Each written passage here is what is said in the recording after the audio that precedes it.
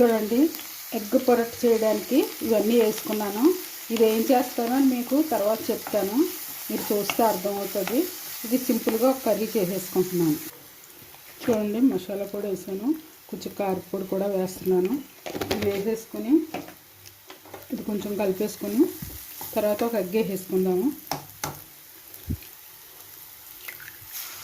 అంతే, ఈ కర్రీ అయిపోయింది. ఇది పక్కన పెట్టుకుని తర్వాత మిగిలిన ప్రాసెస్ చూద్దాం.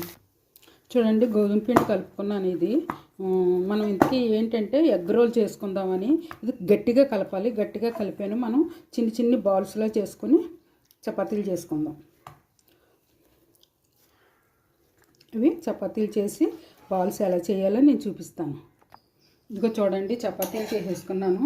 దాంట్లో మనము ఈ కర్రీ వేసేసుకుని రోల్స్ ఎలా చేయాలో నేను చూపిస్తాను. చూడండి, రెండిట్లో కర్రీ వేసేసుకున్నాను చక్కగా. చూడండి, ఇదిలాగా మనం రోల్ చేసేసుకుని,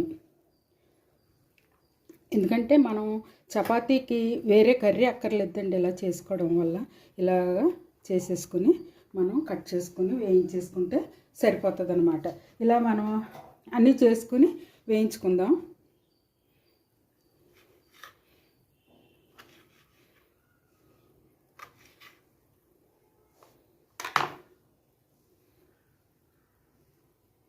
ఇది కొంచెం జాగ్రత్తగా వేయించుకోవాలి. ఇలాగన్నీ చేసేసుకుందాం.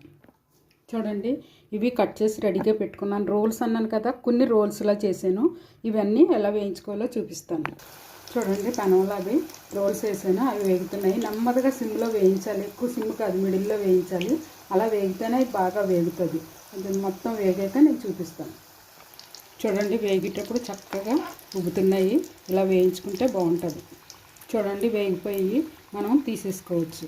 చక్కగా ఒకటి మనం ఇలా జాగ్రత్తగా తీసుకుంటే సరిపోతుంది. చూడండి, ఎంతో చక్కనైన ఎగ్ రోల్స్ రెడీ అయిపోయి దానికి నేను పచ్చిమిరపకాయ కూడా పెట్టుకున్నాను. చూడండి, ఇలా చేసి తిని చూస్తే మనం చపాతీ చేసుకున్నాక మిగిలిన పిండితో ఇలా చేసేసుకుంటే చాలా బాగుంటుంది. పిల్లలకి ఇంట్రెస్ట్గా ఉంటుంది. వాళ్ళకి ఈ రీతిగా పెట్టండి. ఓకేనండి, బాయ్. మరొక డిష్తో మళ్ళీ కలుసుకుందాం.